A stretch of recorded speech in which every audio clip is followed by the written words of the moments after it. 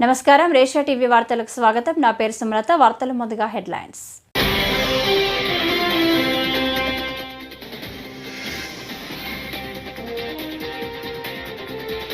మన్మోహన్ సింగ్ కు మోదీ నివాళులు.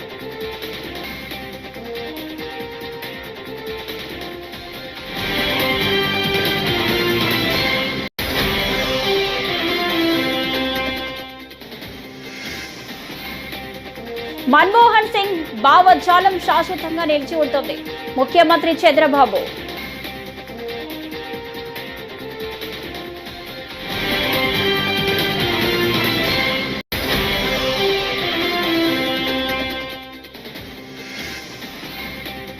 ఆ పరిశ్రమ యాజమాన్యానికి సారీ చెబుతున్న జేసీ ప్రభాకర్ రెడ్డి.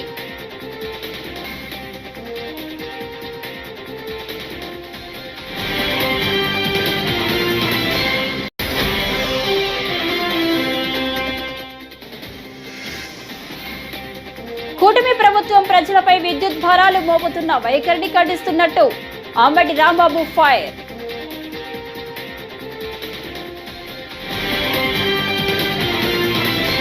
ఇక డీటెయిల్స్ చూస్తే మాజీ ప్రధాని ప్రముఖ ఆర్థికవేత్త మన్మోహన్ సింగ్ గురువారం కన్నుమూసిన విషయం తెలిసిందే. ఈ నేపథ్యంలో ఆయన పార్థివ దేహానికి ప్రధానమంత్రి నరేంద్ర మోదీ నివాళులర్పించారు. ఉదయం మన్మోహన్ సింగ్ నివాసానికి చేరుకున్న ప్రధాని ఆయన భౌతిక కాయం వద్ద పుష్పగుచ్చం ఉంచి అంజలి ఘటించారు. అనంతరం కుటుంబ సభ్యులకు సంతాపం తెలియజేశారు. మన్మోహన్ సింగ్ భార్యకు ప్రగాఢ సానుభూతి తెలియజేశారు. మోదీతో పాటు అమిత్ షా, జేపీ నడ్డా సహా పలువురు కేంద్ర మంత్రులు కూడా మాజీ ప్రధానికి నివాళులర్పించారు.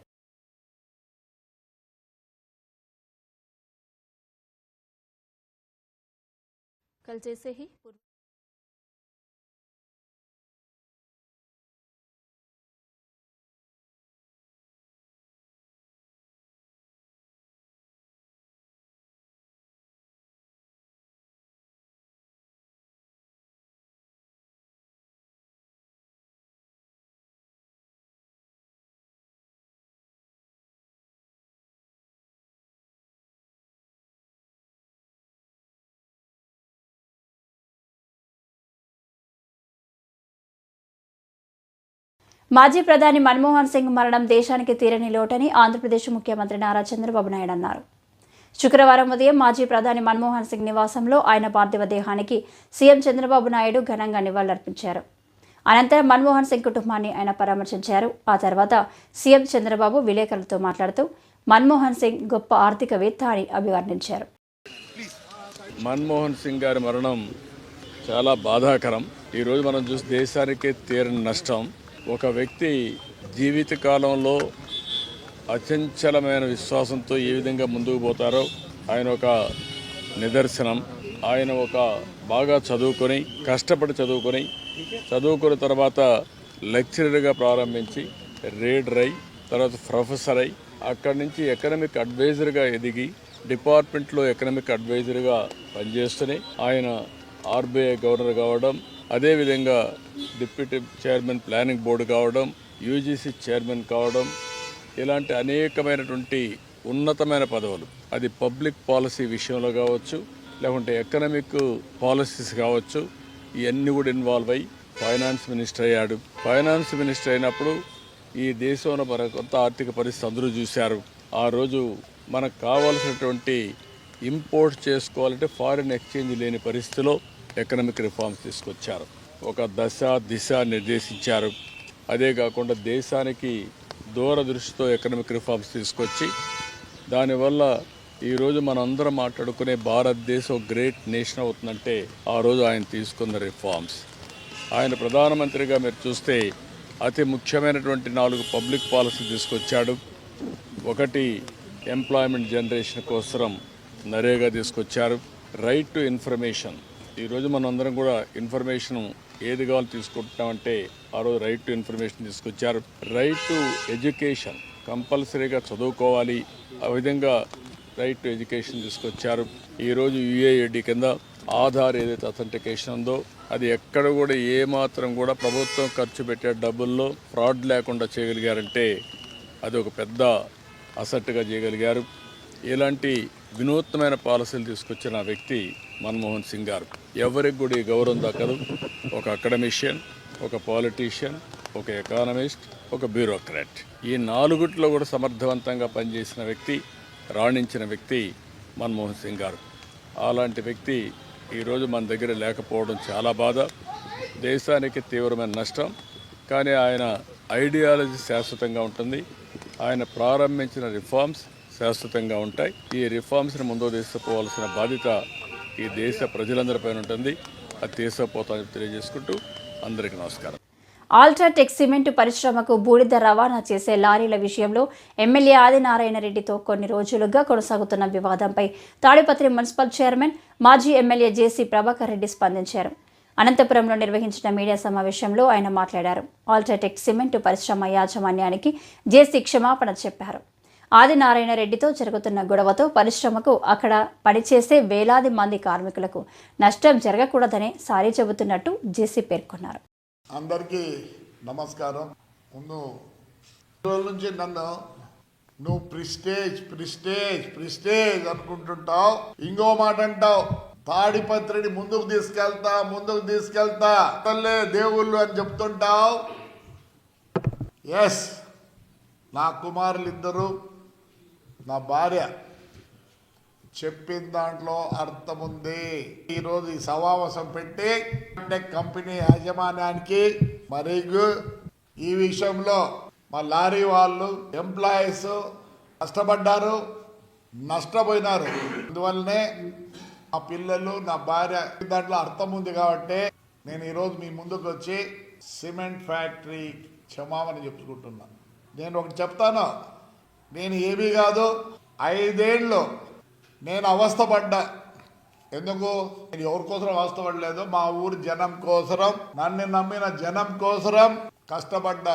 నాకు ఏ పార్టీ నాయకులు చెప్పలేదు ఇలా చేయి అలా చేయని.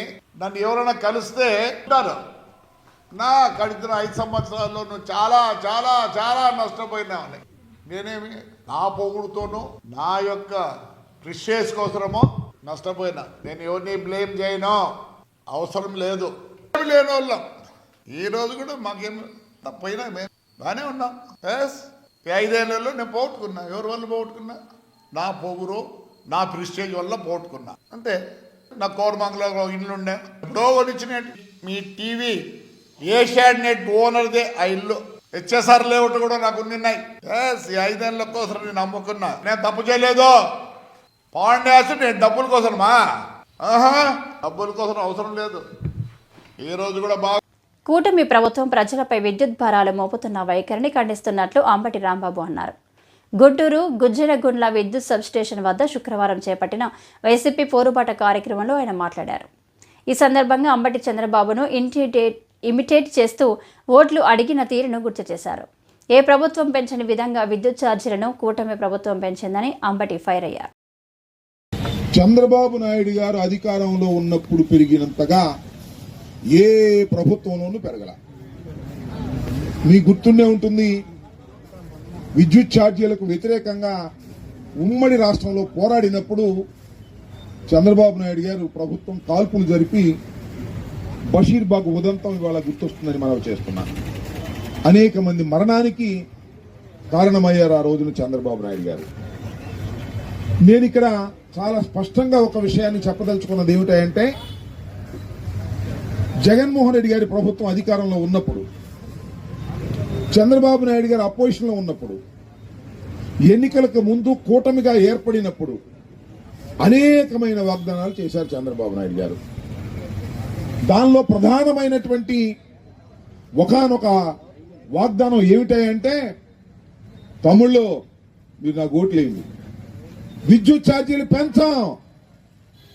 తిరుమల శ్రీవారిని బ్యాడ్మింటన్ క్రీడాకారిణి పివి సింధు దంపతులు దర్శించుకున్నారు. శుక్రవారం ఉదయం స్వామివారి అభిషేక సేవలో వారు పాల్గొన్నారు. టీటీడీ అధికారులు వారికి స్వాగతం పలికి దర్శన ఏర్పాట్లు చేశారు. దర్శన అనంతరం రంగనాయకుల మండపంలో పివి సింధు దంపతులకు పండితులు ఆశీర్వచనం చేసి స్వామివారి తీర్థ ప్రసాదాలను అందజేశారు.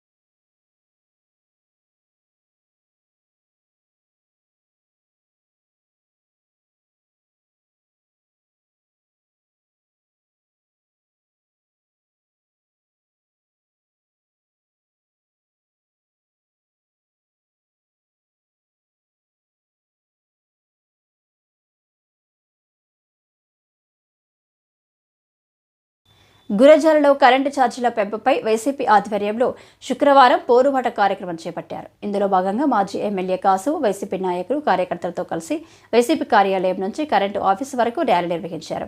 ఈ సందర్భంగా వైసీపీ శ్రేణులు ఛార్జీలు తగ్గించాలని నినాదాలు చేశారు. అనంతరం ఏఈకి వినతి పత్రం అందజేశారు.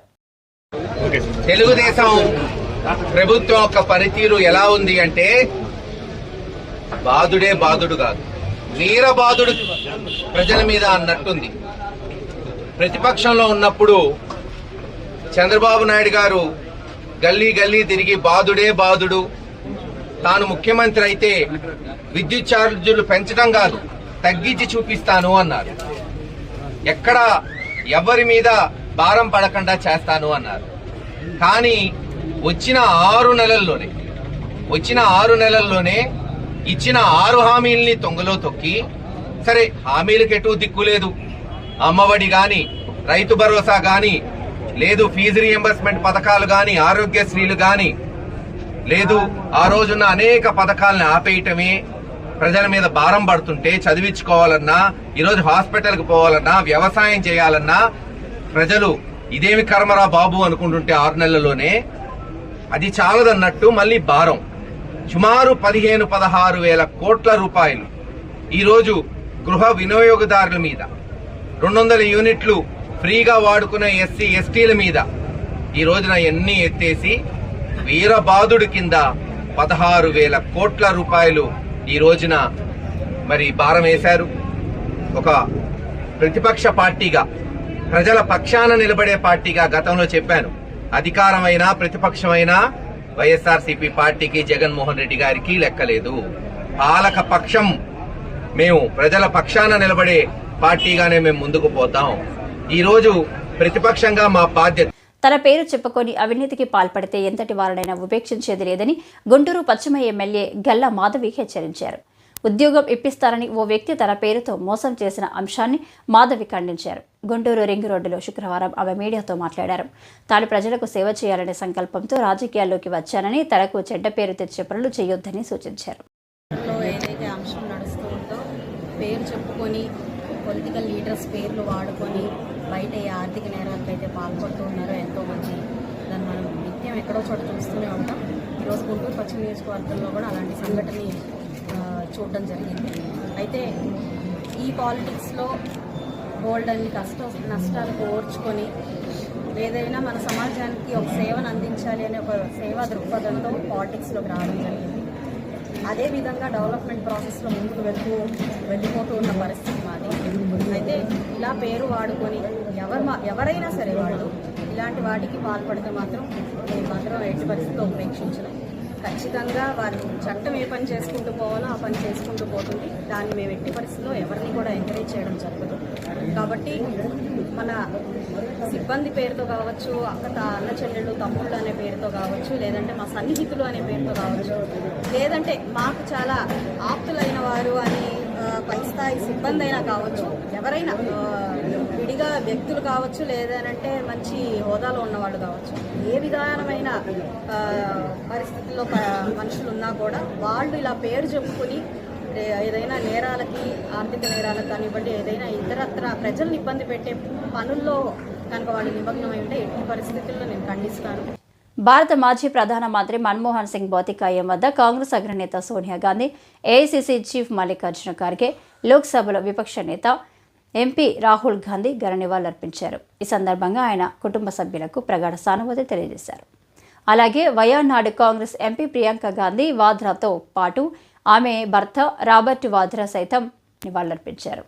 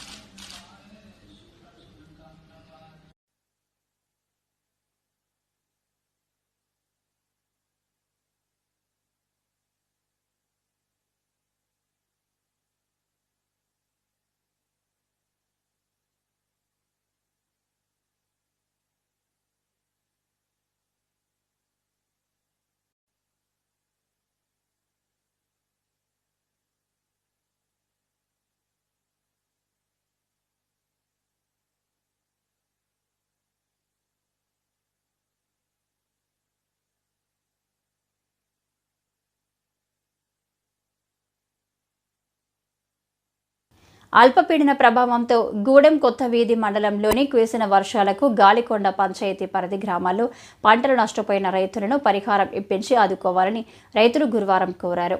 వారు మాట్లాడుతూ 2 వారాల నుంచి కురిసిన వర్షాలకు కాఫీ, వరి, మినుములు, పెసరలు, రాజ్మా, చిక్కులు పంటలు దెబ్బతిన్నాయన్నారు. తమకు నష్టం వాటిల్లిందని కూటమి ప్రభుత్వం స్పందించి తమకు పరిహారం ఇప్పించి ఆర్థికంగా ఆదుకోవాలని కోరారు. నమస్కారాలు. గాలికొండ పంచాయతీ, గాలికొండ గ్రామం, గూడెం కొత్త వీధి మండలం, అల్లూరు సీతారామరాజు జిల్లా. ఇది గాలికొండ ప్రజలు. ఇది 3వ వయసు మీకు వీడియో ముందుకు తీసుకువస్తూ ఉన్నాను. ఈ 2 వారాలు వర్షం వలన మా గాలికొండ పంచాయతీ కాదు, మా మండలమే కాదు, ఈ గిరిజన ప్రాంతంలో ఉన్నటువంటి ప్రజలందరూ కూడా భారీ నష్టం జరిగింది. రాజమ చిక్కులు అయితే ఏమి, మినుములు అయితే ఏమి, పెసాలు అయితే ఏమి, అలాగే రాగులు అయితే ఏమి, వరి అయితే ఏమి, అలాగే కాఫీ కూడా భారీగా నష్టం జరిగింది. కనుక ఈ ప్రభుత్వం వాళ్ళు మాకు ఈ నష్టపోయినటువంటి ప్రజలందరి ముందుకు మరి వచ్చి నష్టపరిహారం చెల్లించాలని చెప్పేసి ఈ వీడియో మీ ముందుకు తీసుకువస్తూ ఉన్నాను. నేను ఈ గాలికొండ గ్రామంలో 9వ నెల 8వ తేదీలో చట్రపల్లిలో జరిగినటువంటి సంఘటన, కొండ సరేలు విరిగిపడి చట్రపల్లి ఊర్లో మరి నష్టం జరిగితే అక్కడికి పిఓ కలెక్టర్ రావడం జరిగింది. ఆ సందర్భంలో కాఫీ తోటలు మరి కొండ సరేలు విరిగి కొట్టుకొని పోయింది సార్ అని చెప్పి పిఓ గారితో చెప్పడం జరిగింది. పిఓ గారు ఇచ్చిన మాట ఏంటంటే, ఆ రోజు కాఫీ తోటలకు ఇన్సూరెన్స్ లేదు కనుక కాఫీ తోటకి నష్టపరిహారం ఇవ్వటం కుదరదు, కనుక మీకు కొత్త మొక్కలు ఇస్తాం, వచ్చే సంవత్సరం మీరు నాటుకోండి అనేసి అన్నాడు. అలాగే రాజమ చిక్కుళ్ళు కనుక మీకు నష్టపోయితే దానికి ఇన్సూరెన్స్ ఉంది కనుక ఖచ్చితంగా మేము దానికి నష్టపరిహారం చెల్లిస్తామని చెప్పేసి మాట ఇచ్చాడు పిఓ. అలాగే మరి ఆగస్టు నెలలో మాకు ప్రభుత్వం వాళ్ళు రైతు భరోసాలో 25 కేజీలు ఇటువంటి రాజమ చిక్కుళ్ళు విత్తనాలు అందజేశారు.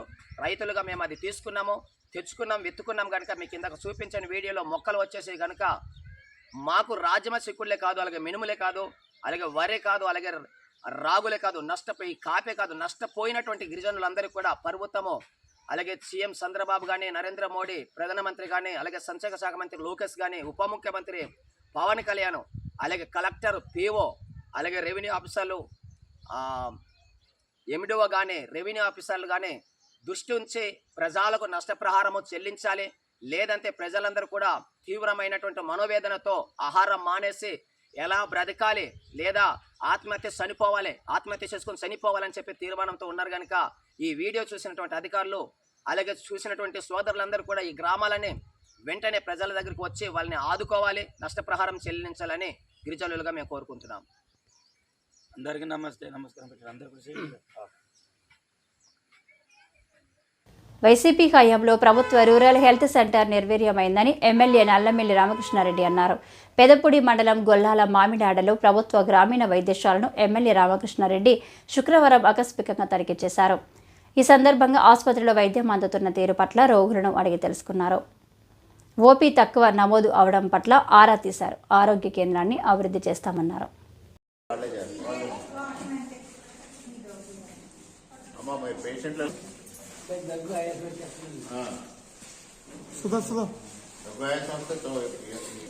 ఎంతప్పుడు మీ వయసు 77.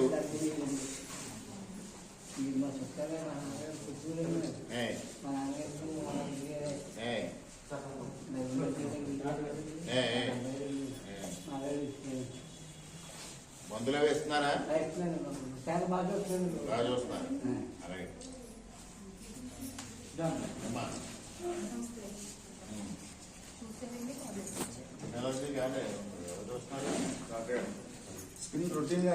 అందరికీ నమస్కారం. ఇక్కడ గొల్లమాలలో గ్రామీణ ఆరోగ్య కేంద్రం రంగరాయ వైద్య కళాశాలకి అనుబంధ సంస్థ. ఇది 1966లో ఇక్కడ ఆర్హెచ్సిని ఏర్పాటు చేయడం జరిగింది. మరి గత ప్రభుత్వంలో అంటే కాంగ్రెస్ ప్రభుత్వం ఉండగా ఇక్కడ హాస్టల్ బిల్డింగ్స్ కానీ,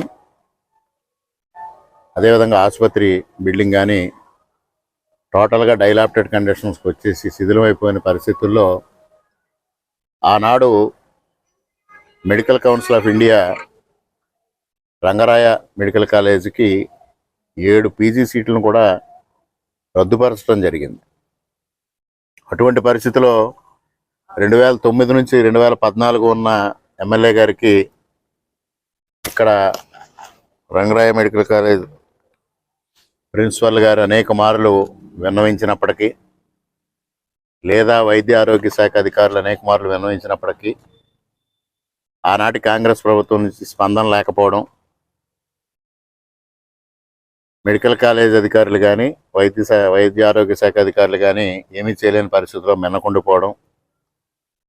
2014లో నేను ఎమ్మెల్యే అయిన తర్వాత ఈ ఆసుపత్రి పరిస్థితి గురించి ముఖ్యమంత్రి గారికి విన్నవించడం, ఆనాడు 5 కోట్ల రూపాయలు అవసరం అవుతున్న నేపథ్యంలో రాష్ట్ర విభజన పరిస్థితుల్లో ఒకేసారి అంత అమౌంట్ ఇవ్వలేము, దశల వారీగా ఇద్దాం, తప్పనిసరిగా దాన్ని ఇంప్రూవ్ చేయాలి, ముఖ్యంగా గ్రామీణ ప్రాంతంలో వైద్య సేవలు అందాలి, అదేవిధంగా ఏదైతే ప్రతిష్టాత్మకమైన రంగరాయ వైద్య కళాశాలకి మెడికల్ సీట్లు, పీజీ సీట్లు పోవడం అంటే అది చిన్న విషయం కాదు అని ఆలోచన చేయడం, అనుకోని పరిస్థితుల్లో నాబార్డు నుంచి ఆరోగ్య సంస్థల్ని అభివృద్ధి చేయాలనే ఆలోచనతో సహకారం అందడం, దానిలో వెంటనే ముఖ్యమంత్రి గారు 5 కోట్ల రూపాయలు దీనికి కేటాయించడం, నిర్మాణం పూర్తి చేయడం కూడా జరిగింది. ఈ నిర్మాణం పూర్తయ్యే లోపే మరి వైద్య ఆరోగ్య శాఖ అధికారులు కూటమి ప్రభుత్వం అధికారంలోకి వస్తే విద్యుత్ ఛార్జీలు పెంచాలని హామీ ఇచ్చిన చంద్రబాబు 1000 కోట్లు కరెంటు బిల్లులు బాదుతున్నారని రాజమండ్రి మాజీ ఎంపీ భరత్ విమర్శించారు. విద్యుత్ ఛార్జీల పెంపుపై వైసీపీ ఆధ్వర్యంలో శుక్రవారం రాజమండ్రిలో నిరసన చేపట్టారు. అనంతరం విద్యుత్ అధికారులకు వినతి పత్రం అందజేసి మాట్లాడారు. వెంటనే పెంచిన విద్యుత్ ఛార్జీలు తగ్గించాలని డిమాండ్ చేశారు. పక్షాల నుంచుని పోరాటం చేస్తా ఉన్నారని ఈ సందర్భంగా తెలియపరుస్తూ సుమారుగా 15,000 కోట్ల రూపాయలు ప్రజలపైన భారం వేసే కార్యక్రమం చేపట్టారు. ఇదే చంద్రబాబు విద్యుత్ ఇస్తాను, కరెంటు ఛార్జీలు పెంచబోను అని నొక్కి వక్కాని చెప్పాడు. మరి ఇవాళ ఏం జరుగుతా ఉంది? ఇదే చంద్రబాబు నాయుడు గారి చరిత్ర మనకు అందరికీ గుర్తుంది. హైదరాబాద్ బషీర్బాగ్ లో 3 వ్యక్తుల్ని కాల్చి చంపిన ఉదంతం కూడా ఇంకా ఎవరు కూడా ప్రజలు మర్చిపోలేదు. అది కూడా కరెంటు ఛార్జీలు పెంపు పైన ప్రజా ఆగ్రహానికి గురయ్యారు. మరి ఇవాళ వైఎస్ఆర్సీపీ ఇచ్చిన పిలుపు మేరకు ఆంధ్రప్రదేశ్ వ్యాప్తంగా వైఎస్ఆర్సీపీ శ్రేణులందరూ కూడా కదం తొక్కి ఇవాళ ఎస్సీ ఆఫీసుల దగ్గరకు వచ్చి డిఈ ఆఫీసులు, ఏడీఈ ఆఫీసులు, సిఎండి ఆఫీసుల దగ్గరకు వెళ్లి నిరసన కార్యక్రమం చేపట్టి మీరు ఏదైతే కరెంటు ఛార్జీలు పెంచారో బేషరతుగా తగ్గించాలని ఇవాళ వైఎస్ఆర్సీపీ తరపున మేము డిమాండ్ చేస్తా ఉన్నాము. ఖచ్చితంగా మీరు ఉపసంహరించుకోకపోతే ప్రజా ఆగ్రహానికి గురవుతారని కూడా ఈ సందర్భంగా తెలియపరుస్తూ, ఖచ్చితంగా జగన్మోహన్ రెడ్డి గారి నాయకత్వంలో మళ్ళీ మా ప్రభుత్వం వస్తుంది, ఖచ్చితంగా ప్రజలకు మరింత మంచి చేస్తామని కూడా ఈ సందర్భంగా తెలియపరుస్తూ, ఇప్పటికే ప్రజలు తెలుసుకుంటా ఉన్నారు గతంలో జగన్మోహన్ రెడ్డి గారు ఏ రకంగా పథకాలు ఇచ్చేవారు. ఇప్పుడు ఈ గడిచిన 7 నెలల్లో ఒక్క పథకం కూడా సరిగ్గా రాక ప్రజలు విలవిల్లాడుతూ ఉన్నారు. ఇవాళ వ్యాపారస్తులు చూస్తే ఆంధ్రప్రదేశ్ వ్యాప్తంగా దసరా అయింది, దీపావళి అయింది, నిన్న క్రిస్మస్ అయింది, ఎవరికి కూడా వ్యాపారాలు లేవు, మరి ప్రజల దగ్గర డబ్బులు లేవు. ఈ రకమైన దారుణమైన పరిస్థితులకి నెట్టిన చంద్రబాబు నాయుడు గారు ఇమీడియట్ గా ఎప్పుడైనా బుద్ధి తెచ్చుకుని మీరు కరెంటు ఛార్జీలు తగ్గించాలని డిమాండ్ చేస్తాం. ఉండి మండలం ఎండగండిలో పార్షిల్లో మృతదేహం ఘటనపై జిల్లా ఎస్పీ అస్మాన్ నయం అస్మి శుక్రవారం వివరాలు వెల్లడించారు. ఆస్తి కోసం శ్రీధర్ పర్లయ్యను హత్య చేసి డెడ్ బాడీని తులసికి పంపిన విషయం తెలిసిందే. పర్లయ్యను చంపేందుకు ముందే మరో వ్యక్తిని హత్య చేయడానికి శ్రీధర్ ప్లాన్ చేసినట్లు తెలిపారు. భయంతో ప్లాన్ను విడిచిపెట్టి 17న పర్లయ్యకు మద్యం పట్టించి మెడకి తాడు బిగించి హత్య చేశారన్నారు. మా రాణి ఫస్ట్ వైఫ్ కి ఒక చిన్న పొలం ఉంది, 1.5 సెంట్. సో ఆ రోజు ఆయన కూలీలాగా ఎంగేజ్ చేసి కొంచెం వీడ్ కానీ ష్రబ్ కానీ క్లీనింగ్ పెట్టి డ్యూటీ లాగా అక్కడ చేశారు. సాయంత్రంకి 5 o'clock, బికాజ్ ఈ Parlayya is little having alcohol problem, is drinking. So చాలా ఆల్రెడీ డ్రంక్ ఉన్నారు. 5 o'clock అక్కడి నుంచి తీసుకెళ్లి తర్వాత మళ్ళీ మందుగా ఇచ్చేసి he was almost made half semi conscious అయిన తర్వాత ఒక ఈ ఫిష్ నైలాన్ రోప్ వాడేసి they have both of them have strangulated him together. ఇంకో బాక్స్ తయారు చేసి ఇంట్లో ఉందన్నారు కదా సార్, ఇంకో బాక్స్ దాని గురించి that was the first box. ఇది ఫస్ట్ బాక్స్ ఉంటారు దట్ బికాజ్ ఆ రోజు ఆయనకి some bad luck and God also helps everybody. Then ఆ రోజు అక్కడ రోడ్ కన్స్ట్రక్షన్ జరుగుతుంది. So he could not take his car into that area. Car లేకుంటే he could not carry it. Because I told చాలా criminal mind ఉంటుంది, చాలా precaution తీసుకున్నారు. బయట అక్కడ హ్యాండ్లో పెట్టిస్తే somebody would have seen, so that they did not want to happen. Sir ముందు ఇంకొక అతను చంపాలని ప్లాన్ చేశారంట కదా సార్? ముందు ఇంకొక అతను ప్లాన్ చేశారంట కదా సార్? దాని గురించి ప్లాన్ చేశారు. ఒక వ్యక్తి కూడా అట్లాగే లాగా ఉంటారు. He try to take him, but ఆ టైం కూడా ఇది ఫస్ట్ టైం కూడా మర్డర్, ఇట్స్ నాట్ ఈజీ. ఆ టైం కొంచెం హెజిటేషన్ వచ్చింది, కొంచెం భయం కూడా వచ్చింది. చుట్టుపక్కల area somebody might have spotted also. So ఆ టైం ఈ ప్లాన్ వదిలేసి ఈ ప్లాన్ ఈ రోజు చేయడం జరిగింది. ఈ వార్తలు ఇంతటితో సమాప్తం. నమస్కారం.